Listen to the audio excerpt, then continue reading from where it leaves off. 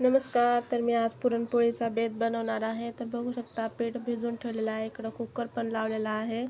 कुकरमध्ये डाळ टाकलेली आहे शिजायला. डाळ चांगली शिजलेली आहे कुकरमध्ये टाकल्यामुळे.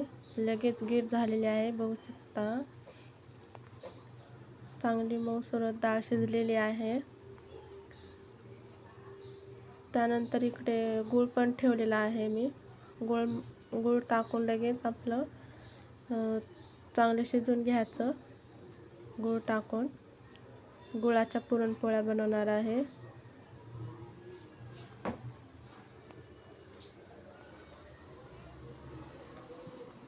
चांगलं पाणी आटल्यानंतर आपल्याला बंद करायचं आहे. इकडे बघा, तिकडे शिजवून घेऊपर्यंत मी इकडं मिक्सरला आपला मसाला वाटून घेत आहे. लगेच इकडं डाळ शिजून झाल्यानंतर चांगलं पुरण वाटून घेत आहे. मी घरटून घेतलेलं आहे. पुरण पात्राच्या साहाय्याने मी डाळ बारीक करून घेत आहे. डाळ बारीक करून घेऊन लगेच इकडे मी आमटी पण बनवायला घेणार आहे.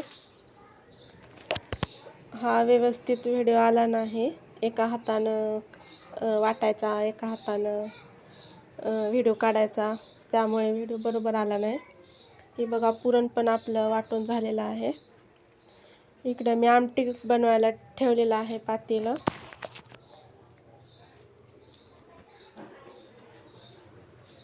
पातेलं गरम झाल्यानंतर 2 चमचे तेल टाकणार आहे आमटीसाठी.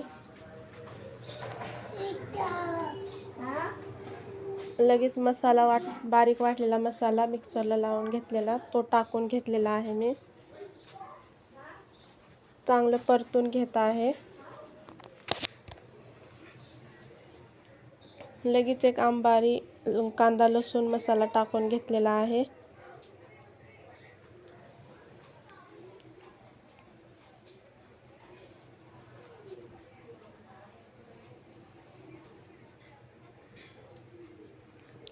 त्यानंतर एक गरम मसाला पण टाकलेला आहे.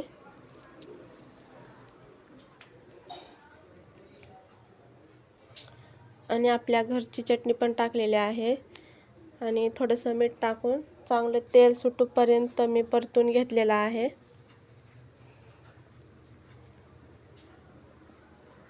बघू शकता. त्यानंतर चांगले तेल सुटल्यानंतर लगेच डाळीचं पाणी काढलेलं होतं ना, ते त्यामध्ये टाकून घेतलेलं आहे.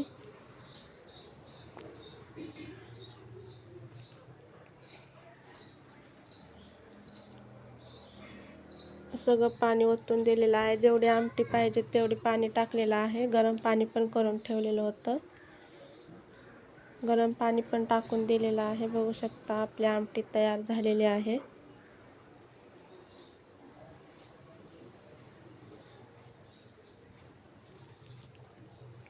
इकडे मी पुरणपोळी बनवायला घेत आहे. स्टँड वगैरे काय नसल्यामुळे मी एका हातात मोबाईल पकडते आणि एका हातानं बनवते. हे बघा, इकडे ठेवून दिलेला आहे मोबाईल आणि पुरणपोळी लाटायला घेत आहे. एक पोळी तव्यावर आहे, शेकत आहे आणि दुसरी पोळी तयारी करत आहे.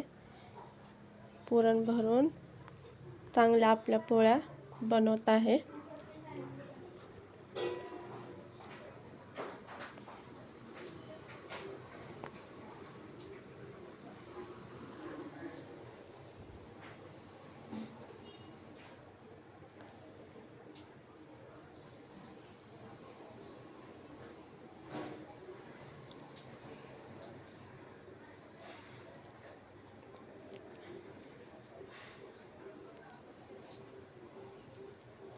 लाटून घेत आहे दुसरी पोळी. एक पोळी आपली फुगून टम झालेली आहे, तव्यावर आहे, दिसत असेल तुम्हाला.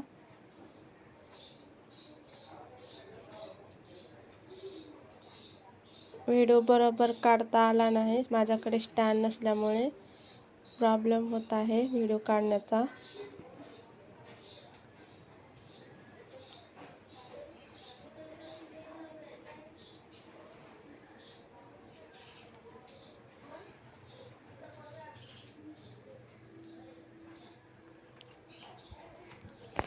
मस्त पोळ्या बनवता येतात मला. कोणाकोणाला पोळ्या बनवता येतात नक्की कमेंटमध्ये सांगा.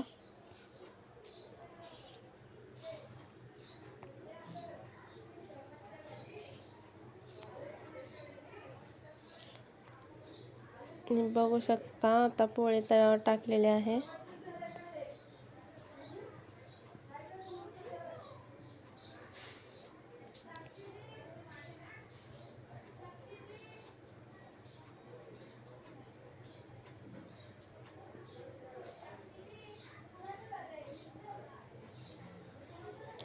तेल पण लावून घेतलेले आहे पोळीला. बघू शकता कशी फुगलेली आहे पोळी.